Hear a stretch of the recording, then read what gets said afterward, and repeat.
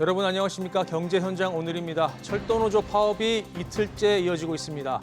이번 파업은 나흘간 진행될 예정이지만 노조 측은 요구사항이 받아들여지지 않으면 2차, 또 3차 파업도 불사하겠다는 입장이어서 추석 연휴를 앞두고 걱정이 커지고 있습니다. 쟁점은 공공철도 확대와 4조 2교대 근무제 전면 시행인데요. 철도 민영화 반대에 초점이 맞춰져 있다는 분석이 나옵니다. 오늘 금요경제토론에서는 이번 파업의 본질과 해법을 짚어보고 또 올해 들어 계속 늘고 있는 가계부채 문제까지 다뤄보겠습니다. 함께해 주실 두 분 소개해드리겠습니다. 정태옥 전 의원, 김형주 전 의원 나오셨습니다. 두 분 어서 오십시오. 네, 반갑습니다. 네, 먼저 철도노조 좀 짚어보죠. 어제 오전 9시부터 총파업에 돌입했는데 이게 4년 만입니다. 근데 요구사항을 보면 앞서 제가 서두에도 얘기했지만 이 공공철도 확대 또 4조 2교대 전면 시행이에요. 예.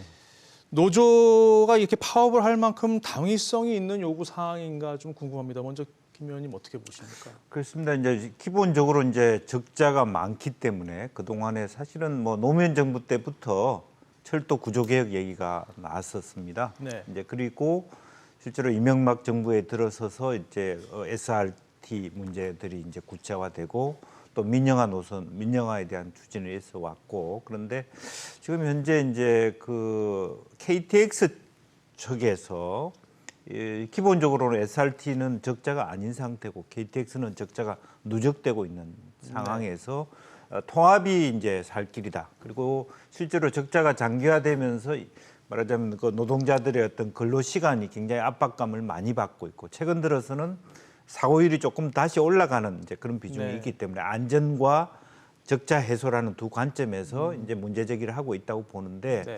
우선은 뭐 반 정도는 저는 이해할 수 있다고 봅니다. 이제 4교대 문제를 현재 교통안전공단에 뭐 검토를 하고 있다고 하지만 실제로 보면은 이제 그런 어떤 그 사고율을 줄이기 위한 어떤 문제, 네. 노조가 얘기하는 것은 정당성이 있다. 그러나 자체적으로 적자 해소를 위한 어떤 말하자면 내부적인 어떤 그 시구 노력이라든지 그런 측면보다는 실제로 SRT하고 통합해라라고 하는 것에는 얼마나 국민들이 호응을 할 수 있을지 뭐 절반의 문제만 어떤 호응을 받을 수 있지 않겠나 그렇게 보여집니다. 그렇군요. 정 의원님은 어떻게 보십니까? 한마디로 이제 그 철도 노조가 항상 저는 대구에서 서울로 살생거 출퇴근하듯이 일하다 보니까 네. 일주일에 서너 번 일에 KT 타는데 그분들이 최고 요구 사항이 이제 두 SR하고 KT 이제 그 코레일 이제 코레일. 통합이거든요. 네. 그런데 그게 명분이 없는 것이 실제로 이제 그 산업화가 고도화되고 그럴수록면 이 적자가 누적되고 그러면 이걸 시스템을 바꿔줘야 됩니다. 네. 사람을 많이 투자하던 거를 이제 기계 장비를 더 투자하고 시스템을 바꾸고 이래야 되는데 이 노조들이 그걸 철저히 반대를 합니다. 그러다 보니까 SR에 비해 가지고 그 코레일이 굉장히 비효율적이고 비능률적으로 운영되는 것이 자꾸 가면 갈수록 드러나고 있거든요. 그러니까 자기들은 그걸 막기 위해 가지고 통합을 하면은 뭐 운영비를 좀 줄인다는 이 명분으로 계속 통합을 요구를 하는데 네. 그래서 이제 지금 추석을 앞두고 네. 가장 사람이 이 주말에 그 유동인구가 많은 성묘라든가 또는 벌초를 위해서 가장 유동인구가 많은 시기를 통해 국민의 불편을 최대한 끌어올려 가지고 자기들의 요구를 관철하려고 하는데 네. 아주 나쁜 파업이다. 그리고 또 한 가지 이들이 내세우는 것이 뭐 4조 2교대 같은 경우는 자기들이 노동 근로 조건에 관한 것이지만은 코레일과 SR과의 통합이라 하는 국가 정책에 관한 문제거든요. 이런 거는 노사 교섭의 대상도 되지 않고 자기들이 그 노사 협상의 대상도 되지 않는 걸 가지고 이렇게 국민의 불편을 최대한 끌어올리는 이러한 그 정말 못된 파업이다. 근데 저는 이제 코레일 측에 대해서도 좀 항변할 이유가 있다고 봅니다. 그러니까 실제적으로 적자가 누적되어 있지만 SR이 생기면서 적자가 더 확 늘어난 건 사실이거든요. 네. 또 하나는 SR과 달리 코레일은 다른 어떤 일반 철도에 대한 투자를 계속해야 됩니다. SR이 갖고 있는 어떤 그 운영하고 달리 민간 중 그러니까 자기네들이 말하자면 KTX를 가지고 낸 수익의 일부를 다시 사실은 인기 없는 노선이라든지 무궁화호라든지 다른 지역에 대한 재투자를 하기 때문에 네. 스스로의 적자폭을 줄이기 어렵다라는 이제 얘기도 있거든요. 네. 이제 그런 의미에서 네. 이제 무슨 뭐 통합이 맞다 틀리다 이전에 각각 분리해서 이들의 요구에 있어서 일정 정도 정합성을 가지는 데 대해서 네. 정부가 주목할 필요가 있다 저는 그렇게 생각해요. 근데 제가 네. 이야기하는 거는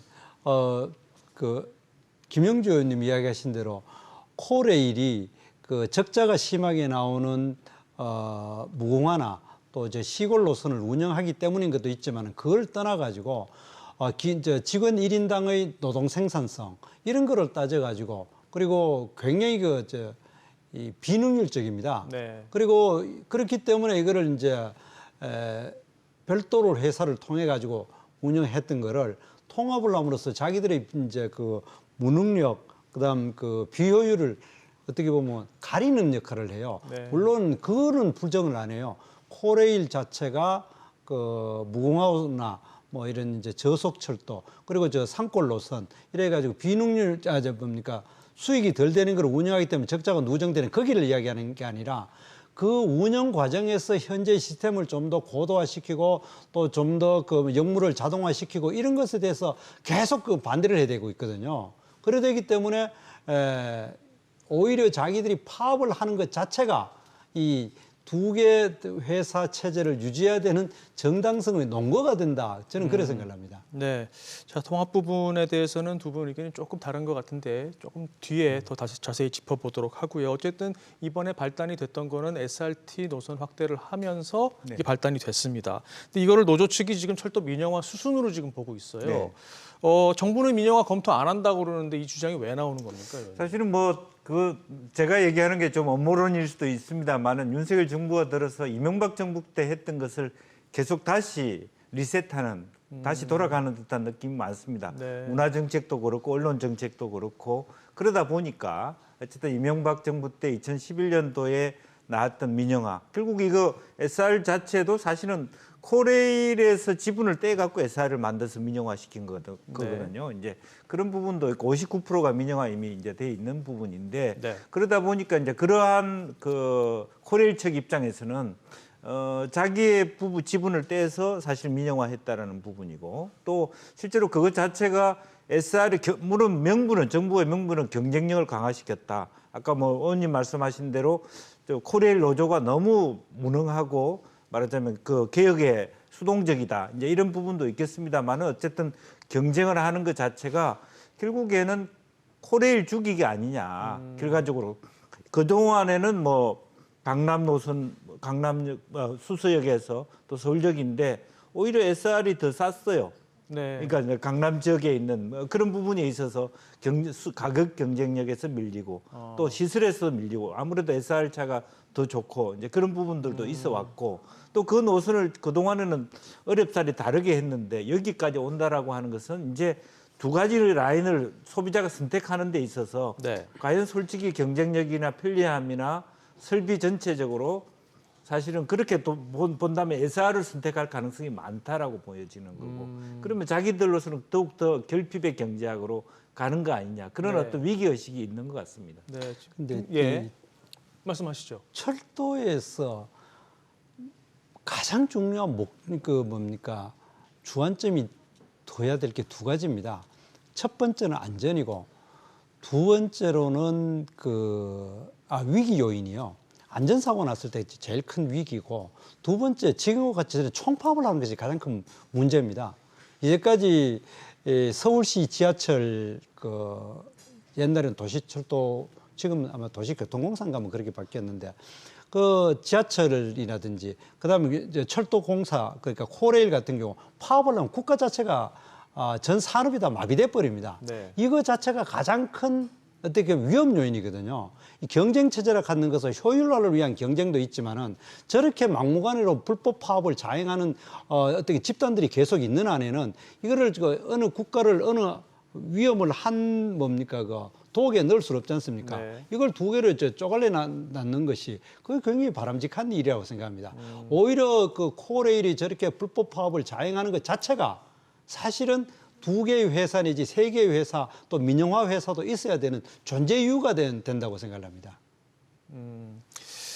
네, 뭐 파업을 할 만한 그런 절박함이 지금 노조 측에는 있다고 보여지는데요. 사실 민영화 이 부분을 공식적으로 거론하지는 않았지만 이게 되면 어떤 문제가 있는지도 좀 궁금합니다. 그러니까 노조 측이 봤을 때 민영화되면 이건 안 되는데라는 이유가 있을 거 아닙니까? 사실은 이제 세계적으로 봤을 때 민영화에 성공한 케이스가 있고 실패한 케이스가 있습니다. 대체로 일본 JR 같은 경우는 민영화에 성공한 케이스라고 보여지고요. 네. 또 영국이나 호주, 뉴질랜드 같은 경우는 실패한 케이스여서 영국 같은 경우는 민영화를 했다가 부분적으로는 다시 공영화한 부분도 있거든요. 네. 이제 그런 부분에서 예를 들면 지금은 경쟁이라고 하는 민영화를 통해서 가격을 낮출 수 있다든지 혹은 더 서비스가 좋다고 할 수 있습니다만 오히려 민영화했을 때 기관 사업 자체가 결과적으로 그 자본의 논리에 따라서 외국 자본의 수중에 들어갔다고 했을 때 네. 과연 이것이 그야말로 국가가 필요했을 때 우리가 쓸 수 있는가 오히려 역으로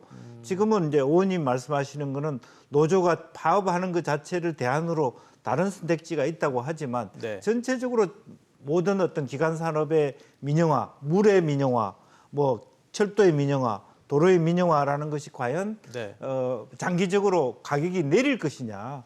독점화되면 오히려 더 민간의 어떤 요소에 의해서 그동안의 적자를 말하자면 뭐 사실 정부가 갖고 있으면 일정한 보정이라고 하는 것이 있습니다만은 네. 적자하지 않기 위해서 굉장히 크게 교통요금이 인상될 수 있는 요소도 있는 겁니다. 이제 네. 그런 부분이 있기 때문에 단기간에 나타나는 어떤 효율적만 가지고 생각할 수 없다. 그리고 사고율도 오히려 더 높아질 수 있다. 그런 것도 우리가 생각해 볼 수 근데 있습니다. 그 지금 우리나라 좌파 세력들이 제일 잘하는 것이 선동이지 않습니까? 거짓 선동인데 민영화에 대해서도 선동이 많아요. 물론 영국 히드로공항 같은 경우는 민영화되고 난 다음에 서비스 질이 훨씬 떨어진 거는 맞아요. 그렇지만 우리나라는 오히려 이제까지 민영화를 해가지고 성공시킨 케이스가 더 많습니다. 예를 들어 대표적인 경우가 대한항공 같은 경우 예전에 원래 대한항공이 이제 국영 그 항공사였는데 그걸 민영화 시킴으로써 훨씬 더 효율적이고 그것이 외국 손에 놀아나는 게 아니지 않습니까? 그리고 물의 민영화가 물값이 뭐 100배 오른다 하고 이렇게 이제 괴담을 퍼뜨리는데 네. 그렇지 않고 물에도 여러 가지 예를 들어서 지금 그 시군 단위로 지금 운영되고 있지 않습니까? 네. 그런데 그거 지금 민영화 때문에 뭐 지금 문제가 되고 있고 민영화 추진되고 있지 않아요. 그거 그냥 있지도 않는 가상의 위험을 과장을 해가지고 하는데 이 지금 현재는 파업을 하는 거는 민영화를 위한 파업이 아니라 민영화를 막기 위한 파업이 아니라 철도 노조 두 개의 철도 회사를 통합하라는 것이 지금 이야기거든요. 그게 별로 설득력이 없고 그러니까 네. 자기들이 그냥 민영화를 끌어들이는 거예요. 지금 자기들이 원래 원하는 건 두 개 철도 회사를 유지하지 말고 하나를 해가지고 자기들의 그 노조의 파급력을 극대화시키는 게 목적이면서 국민들한테 그거는 설득이 안 되니까 민영화를 반대한다. 그러면서도 또 민영화에 대해서는 있지도 않는 가상의 세계. 이게 되면은 민영화된다고 해서 꼭 외국에 100% 팔려간다는 법이 어디 있습니까? 우리나라 한전 사실상 주식회사로 운영되고 있지만은 그 외국에 팔리는 게 아니지 않습니까? 그리고 대한항공 외국인들 주식을 상당히 가지고 있어요. 그러나 국영회사로서 유지되고 있거든요. 그러니까 나는 민영화 한다는 것도 아니고 그러면은 실제로 솔직하게 두 개의 체제를 반대한다는 것이 정확하게 그 목적을 내세워야지. 민영화 반대라는 그저 뭡니까? 국민에게 어떻게 보면 호도하는 그 캐치프레이즈를 내고 있는 거예요 지금. 국민을 속이는 거예요 지금. 네. 이 경영 실적만 봐도 사실 코레일은 지금 작년 재작년 2등급이었고 SR은 C등급인 거로 제가 기억을 하는데 이 등급 차이로 봤을 때는 SR이 또 뭐 통합을 한다고 해서 또 거기서 또 알았어라고 하기도 좀 어려운 상황이잖아요. 네. 여러 가지를 봤을 때 그럼 이거 앞으로 이게 어떻게 될 것 같습니까? 지금 이 얘기가 계속 공전되고 있는 느낌이 들거든요. 김 의원님 어떻게 전개될 것으로 어쨌든 뭐 보세요? 지금 현재 정부가 갖고 있는 그 정책을 추진하는 힘 뭐 그런 것으로 보면 일단 기본적으로는 이렇게 경쟁 노선들을 들이면서 노조와의 마찰을 상당히 일으킬 소지가 많다라고 보고 지금 정권에서는 네. 그런 말씀이시죠? 그래서 그런 부분에 있어서 앞으로는 이제 말하자면 서비스 강화, 경쟁 이런 체제라는 것을 내세워서 네. 중복 노선들이 생길 가능성이 많고 또 KTX 쪽에서 뭐 코레일 쪽에서 상당히 그런 데 대한 상당히 잦은 파업 이런 부분이 생겨서 오히려 더 결과적으로는 코레일 노조가 더 위기에 봉착할 가능성도 많다라는 생각도 듭니다. 재정적으로 네. 더 어려워지고 그러나 그 어려운 재정 자체가 과연 누가 또 안아야 될 것인가 하는 그 과제는 또 남는다라고 보여지고요. 네. 또 실제로 코레일 측이 얘기하는 부분은 뭐냐면 어차피 임금이라든지 이런 부분 자체를 결국에는 국토부가 결정하는 거 아니냐. 무슨 경쟁력이냐. 네. 경쟁력이라고 하는 것이 한국 사회에서의 철도 구조 속에서 과연 가능할 수 있는 부분이 되느냐. 네. 전체 결정권이 거의 다 국토부, 중앙정부가 갖고 있는 차원에서 네. 그냥 눈속임이다. 이런 그 주장을 하게 되는 것이죠. 네. 그 지금 뭐 경쟁력 강화, 서비스 강화 그거 그렇게 중요한 거 아닙니다. 오히려 이것이 단일 회사 체제로 됐을 때 철도 노조 민노총이 주도하는 그 노조가 이 철도 산업을 몽땅 그 뭡니까 장악을 했을 때 네. 엄청난 비효율과 경쟁력이 떨어질 겁니다. 그런데 이 두 개 체제가 하고 어느 정도 견제가 되고 한쪽이 파업하더라도 그 파급력이 약하다면은 네. 거기에 대한 그야말로 시스템의 고도화시킨다든지 기술을 좀 더 고도화시키고 그러니까 역물을 좀 더 자동화시키고 이런 것으로 해가지고 이 경쟁력뿐만이 아니라 적자를 높여 나갈 수 있습니다. 예를 들어서 지금 철도 정비라든가 그다음 여러 가지 그 보수 이런 부분은 상당히 민영화 있고 경쟁 체제로 갔을 때 굉장히 돈이 다운될 수 있거든요. 네. 이거를 지금 코일은 자기가 다 붙들고 자기가 하려고 하지 않습니까? 이런 부분은 분명히 좀 그 민간의 힘력을 빌어가지고 효율을 하라고 그 역무 자동화를 좀 더 많이 시키고 이렇게 하면 훨씬 효율화되고 그 적자도 줄어들 수가 있는데 그걸 자기들은 어떻게든 지금 1920년대 30년대 파업을 가지고 이걸 온몸으로 막고 있지 않습니까? 그 역사의 그 가는 길을 가로막고 있다 이렇게 생각을 합니다. 네, 역사 얘기까지 해주셨는데 어쨌든 지금 코레일과 SR은 지금 경쟁 체제를 계속 유지를 하고 가는데 문제는 지금 이번에 이 파업의 발단이 됐다고 볼 수 있는 그 SRT 노선 확대 부분 있잖아요. 그러면 이 시점에서 좀 궁금한 게 국토부는 지금 열차량이 모자른 조금 상대적으로 적은 SRT 노선을 확대를 했고 KTX 지금 놔뒀단 말입니다. 이건 왜 이렇게 했을까요, 위원님? 그건 제가 이제 예. 제 고향이 포항인데 네. 이번에 이제 그 세계 노선에 또 SR 그 철로를 더 넣었지 않습니까? 그렇죠. 그것이 그 포항, 그다음에 창원, 진주, 그게 이제 그 경전선이죠. 경전선, 예. 그리고 또 포항인 동해선, 네. 그다음 그 전라선. 예. 전라선은 이제 전주, 여수 이쪽에 사람들이 강남으로 바로 진입할 수 있는 것에 대한 강력한 요구가 있거든요. 그 지금 서울역으로 오는 것보다. 네. 그러다 보니까 그 노선을 더 넣다 보니까 이야기하신 대로 열차는 한정돼 있고 그러다 보니까 일부를 호남선하고 경부선 특히 부산 쪽에 네. 있는 거를 일부 줄여가지고 글로 넣어가지고 그 이제 줄여드렸습니다. 그렇죠. 네. 그리고 또 현실적으로 그러다 보니까 지금 문제가 되고 있는 게 부산에 사시는 분들은 현재도 SRT에 대한 그 예매가 잘 안 되고 있는데 네. 이제 좌석을 줄이니까 그 불편이 있는 건 사실이죠. 그러더니 거기에 편성을 해가지고 지금 지금 파업을 하고 있는데 네. 그러나 또 한편으로 보면은 포항 사람이나 창원이나 진주 사람이나 그 여수나 전주 사람들 입장에서는 자기들도 가고 싶지 않습니까? 그러니까 그거는 나는 국토부가 정상적인 결정을 내렸다 생각하고 네. 그러면은 이제 그 철도 노조가 주장하는 거는 자기들 KTX를 그 수소로 넣으면 되지 않겠느냐 이랬을 때 그거는 굉장히 이제 다른 문제입니다. 왜 다른 문제냐 하면은 거기는 기존에 있는 시스템들을 전부 다 그 소프트웨어 시스템을 전부 다 바꿔야 되고 네. 그다음 그 철도 종류도 좀 다르고 네. 이래 되면 진짜 안전사고가 일어날 수가 있기 때문에 이거는 해소되는 것이 우리가 평택에서부터 오송까지의 구간이 2027년 되면은 복복선화가 됩니다. 네. 그럼 그때 되면은 2028년부터 해결될 문제이긴 하지만은 그렇다고 해서 포항이나 이제 진주 같은 데 살던 사람도 좀 강남으로 바로 진입할 수 있는 노선에 준다는 거는 뭐 나름대로 의미 있다고 생각을 합니다.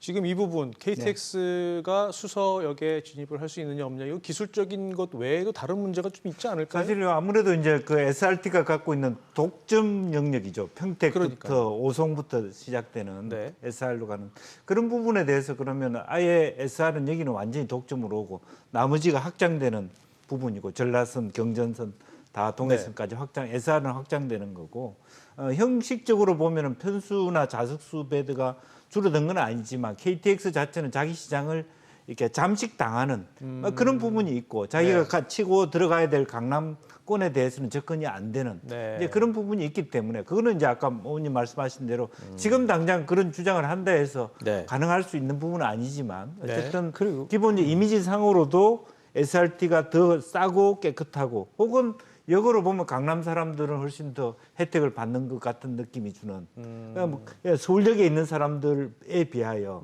이제 그런 부분들이 이제 어떻게 해결될 수 있는가 하는 고민으로 남는다고 보여요. 또 한마디로 보면은 제가 아까도 이야기했지만은 철도를 저렇게 파업을 해대면은 더 줄 수 없죠. 더 국가 전체에서 철도 중에 차지하는 비중을 코레일 비중을 더 늘리자는 것이 국민의 여론으로 갈 겁니다. 이 사실 제가 이제 정부 정책에 대해서 직간접적으로 할 때에 이 SRT를 개설하는 것이 2013년에 이명박 정부 때입니다. 네. 그때 제일 저거 있는 거는 철도가 삐딱하면 이제 죄송합니다. 이 파업을 해야 되니까 그런 이렇게 된 거예요. 그리고 지금은 박원순 시장이 좌파 정책으로 해가지고 통합해 버렸습니다만은 서울시도 지하철 공사하고 도시철도 공사로 이분화시켰는 것이 이제 1994년이었습니다. 그 왜 그렇게 했느냐면은 이 서울시 지하철 노조가 뭐 매년 파업을 해야 되는 거예요. 매년 파업을 해야 되는 그거를 막기 위해서 2기 지하철인 5호선, 6호선, 7호선, 8호선을 할 때는 이거를 같은 지하철에 주면은 지하철 노조의 파괴력이 너무나 커지기 때문에 둘로 갈랐거든요. 그래 되기 때문에 지금 또 좌파 정부가 들어서면은 아마 코레일이 SR을 또 잡아먹는 쪽으로 박원순 시장이 했는 식으로 또 정책을 펴려 그럴지는 모르겠는데 이거는 국가의 가장 중추되는 시설을 소수 집단, 권력 집단인 민노총 노조한테 갖다 바치는 거예요. 그래 되기 때문에 오히려 코레일의 문제를 해결하기 위해서는 좀 더 노선을 SR에 파업을 하지 않는 쪽으로 더 밀어주는 것이 나는 맞다고 봅니다. 그렇군요. 자, 얘기가 조금 뜨거워지고 있는데 주제를 조금 다른 요구사항 쪽 중에서 다른 쪽으로 좀 짚어보도록 하겠습니다. 지금 노조가 4조 2교대 전면 시행도 요구를 했어요. 근데 이게 4년 전에 파업 때는 대화를 이어나가기로 합의를 했었는데 지금 4년째 시범 운영만 좀 되고 있단 말입니다. 이게 전면 도입을 하지 못하는 이유가 뭔가요, 지금? 글쎄요, 지금 이제 정부 쪽은 이제 교통안전공단에서 검토 중이다. 근데 사실은 검토하고 충분히 남을 수 있는 부분인데 아마 그것이 이제 재정적 구조적 악화에 인해서 아마 이렇게 더 조정을 인원수를 더 투입해야 되는 부분이 있는 것 같습니다. 실제적으로 보면 실제로 채산성이 악화되면 인원을 줄일 수밖에 없고 그럼 사고율이 높아지는 그럼 누구나 다 알 수 있는 부분인데 그런 부분에 대하여 사실은 정부가 이렇게 좀 인색하다 할까 핑계는 그렇게 되고 있습니다만 제가 보기에는 교통공단이 저걸 파악하거나 분석하는데 어렵겠습니까? 결국 정부의 입김만 기다리고 있다. 그렇게 봐야 될 것 같습니다. 이 부분은 정 의원님 제가 여쭤보려고 했는데 사실 이 부분은 앞서 사고율을 낮추는 부분이랄지 좀 짚어주신 부분들하고 좀 직결된 부분이어서 의원님 생각도 좀 비슷하지 않을까라는 지금 생각은 저는 김영주 의원님 이야기하신 대로 그 분석 자체가 그렇게 어렵지는 않을 거예요. 그걸 한다고 핑계 대지만. 그러나 가장 중요한 것은 4조 2교대가 됐을 때야 아마 인력 투입이 엄청나게 돼야 될 겁니다. 네, 네. 자, 그렇다면은 기존에 있는 그 코레일의 인원이 적정하게 재배치될 수 있는 구조를 그러니까 그 구조 조정을 받아들이느냐, 나는 굉장히 중요하다 봅니다. 네. 그러니까 저도 그게 기술적인 것하고 그 내부를 정확하게 모르지만은 노조의 그 힘을 빼고 완벽하게 철도의 인적 구성에 대해서 재배치를 해가지고 어떻게 효율화시키는 것을 받아들인다는 그것이 협의가 됐다면 분명히 저는 협상이 가능하다 봅니다. 네. 그런데 지금 어떠한 인력 재배치라든가 구조조정 이런 거는 받아들이지 않으면서 그 4조 2개대 해가지고 인원만 늘리면 파업할 수 있는 인원만 늘려가지고 그 코레일의 노조 파업력만 강화될 겁니다. 만약 그렇다면은 지금 정부가 이야기하는 보수와 정비 같은 경우는 민영화시키면은 코레일 자체 인원이 남을 거 아닙니까? 네. 그러면은 그거를 그 인원을 4조 2개대로 받아들인다든가 나는 뭐 4명은 잘 모릅니다. 그러나 그런 식으로 노조가 자기의 어떤 기득권이라기보다도 말도 안 되는 구조조정을 반대하고 이런 거를 그 손에 내놓고 난 다음에 정말 자기들 말한 대로 안전을 위한 건지 네. 실제로 안전이라는 이름으로 인원수를 늘려가 자기들이 파업에 동참할 수 있는 뭡니까 노조원 수만 늘리는 쪽으로 가는 건지 그거는 우리 한번 깊이 있게 봐야 된다는 겁니다. 안전이라는 이름으로 해가지고 자기들이 세력 불리기로 가서는 안 된다는 겁니다. 세력 불리기일 수도 있지만 사실은 국민 안전을 우선으로 생각한다면 그렇다면은 정부가 이야기를 하듯이 이 정비라든가 네. 보수 같은 경우는 민영화를 시켜버리면은 총인원은 오히려 남아 여유가 생길 거 아닙니까? 그렇지 않습니까? 그런 거는 또 받아들여야죠. 그건 또 반대하면서. 네. 그러면 자기들은 이제 파업에 참여하는 인원수만 늘리는 쪽으로 갈 거 아닙니까? 그러면은 안 된다는 거죠. 네. 이 노조는 좀 겉으로 내세우는 거는 굉장히 아름다운 말로 내세우고 안전이니 뭐 공공성이라 내세우고 실제로는 네. 자기의 집단 이기주의 노조의 아주 나쁜 이익을 위해 가지고 국민의 이익을 희생시키고 있는 거예요. 네. 그러면은 자기들이 이거를 과감하게 그 철도 업무를 재편을 해가지고 인력을 재조정을 해가지고 4조 2개대로 받아들인다면 얼마나 좋겠습니까? 알겠습니다. 자, 마지막 질문인데요. 이 철도 노조 파업 관련해서는 이게 파업이 지금 사실 대화가 되면서 합의점을 찾으면 빨리 찾으면 좋겠지만 그래 보이지가 않습니다. 지금 두 분 의견도 이제 분명하게 엇갈리고 있는데 더 이어질 것으로 보시나요? 추석까지 갈까요? 아무래도 지금 이제 뭐 철도 노조도 4년 만에 그 총파업에 나섰습니다. 네. 그래서 그렇게 그 쉽게 이제 자기 주장들을 뭐 정부하고 교섭 없이 뭐 그냥 풀 수는 없는 상태입니다만은 네. 그럼에도 불구하고 내일 모레 추석이 다가오는데 전 국민의 어떤 추석 이동을 볼모로 한 파업이 있을 수는 없을 거라고 보이지고요. 네. 일정 정도의 봉합을 하지만 네. 나름대로 의원님 말씀하신 대로 자기네들도 뭐 자구책들을 좀 만들어 놓고 정부는 정부대로 어쨌든 그 굳이 말하자면 그 뭐 과감하게 SR 중심으로 민영화하는 것이 아니라면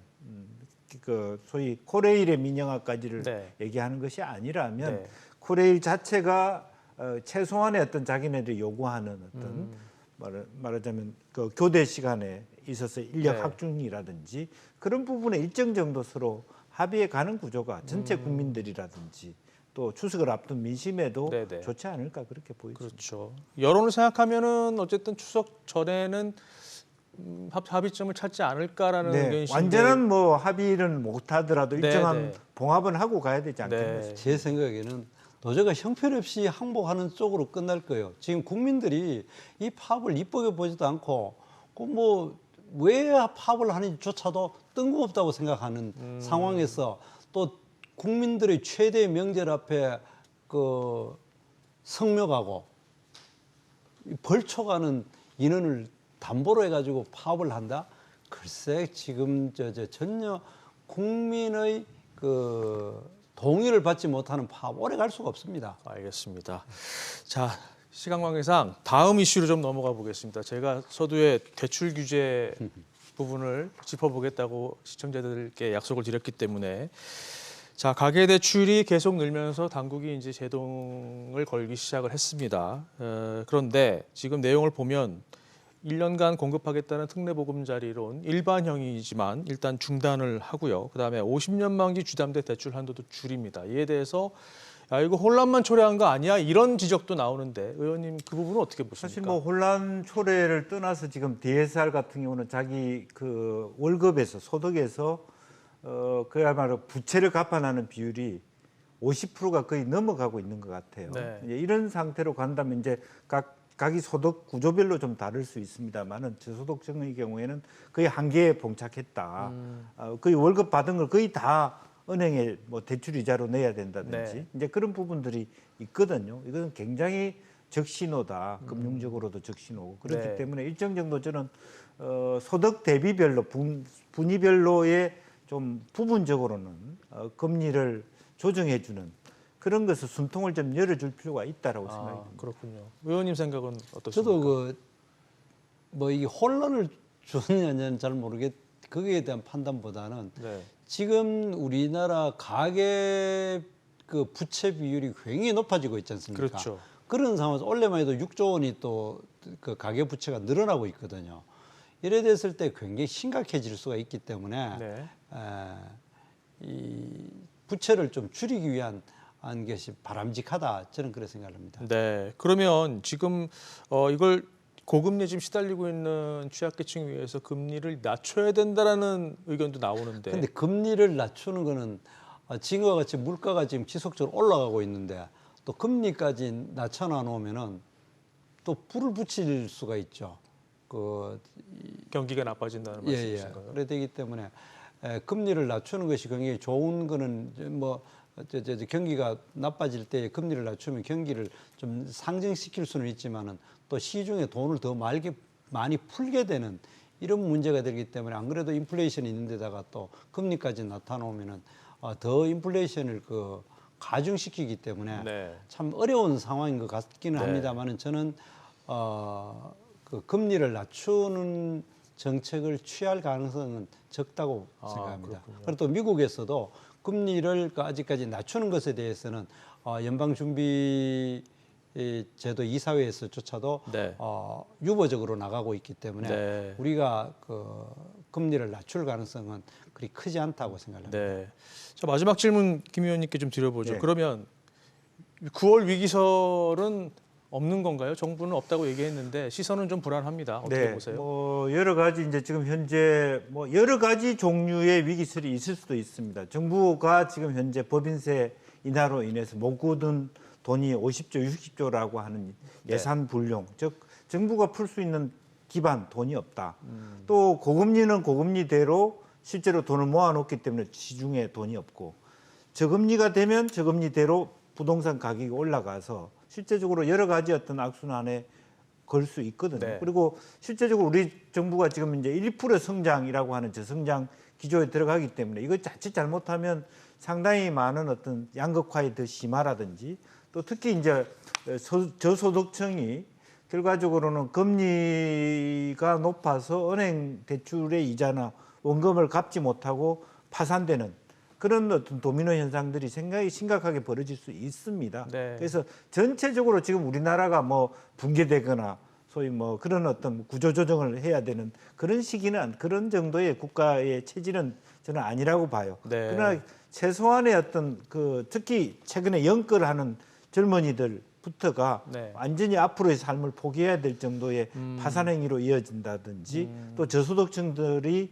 완전히 그렇게 이제 파산의 국면으로 가는 것이 사회 전체적으로 좋을 리가 없고 또 단순히 금리나 경제의 문제를 떠나서 요즘에 뭐 그야말로 묻지마 뭐 무슨 뭐 흉기 범죄라든지 이런 네. 것들로 흉흉해질 수 있기 때문에 조금 더 자세히 디테일하게 봐줄 필요가 있다 그렇게 보여집니다. 그렇군요. 자, 시간 관계상 오늘 여기까지만 들어야 될 것 같습니다. 지금까지 정태욱 전 의원 그리고 김형주 전 의원과 함께 철도노조 파업 그리고 가계부채 문제까지 짚어봤습니다. 두 분 말씀 감사합니다. 예, 고맙습니다.